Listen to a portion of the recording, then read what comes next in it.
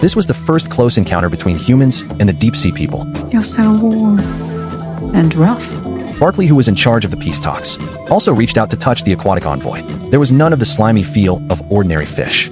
Instead, the skin was smooth. As their eyes met, Barclay never expected that he would develop feelings for a hermaphroditic fish being. Barclay! The general's arrival ruined the moment. If he had come any later, the talks might already have succeeded. Before departure, everyone in the delegation went through special training, so they could better adapt to the deep-sea environment. The delegation also prepared a globe as a diplomatic gift. As the submersible kept descending, everyone grew increasingly uneasy, because the negotiation site was 8,000 meters underwater, a depth humans had never reached before. At the same time, the politicians on the surface had other plans. It turned out the peace talks were only a delaying tactic. They were secretly preparing for war, because they had developed a sonic weapon, ready to fight the sea people to the death at any moment. But Kate was furious about their decision. If war broke out, it would always be the innocent people at the bottom who suffered. Just then the submersible seemed to hit something. With no windows to see outside, the general picked up the radio, trying to ask what was happening on land. But there was no response.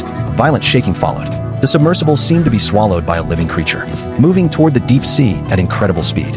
Everyone was extremely tense, their heads covered in beads of sweat. But Raven the technician noticed.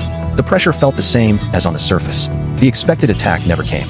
The hatch was suddenly forced open by an enormous strength. One by one, they stepped out of the submersible. The temperature here was the same as on land. The air was filled with breathable oxygen. It felt nothing like the deep sea. The aquatic ambassador Salt suddenly appeared, welcoming everyone. As the most trusted human among the sea people, Barclay was the first to remove his oxygen mask. The others followed and removed theirs as well, except for Ted. Just like during the earlier talks on land, Salt gathered representatives of all the ocean clans. At this moment, Ted presented the gift on behalf of humanity.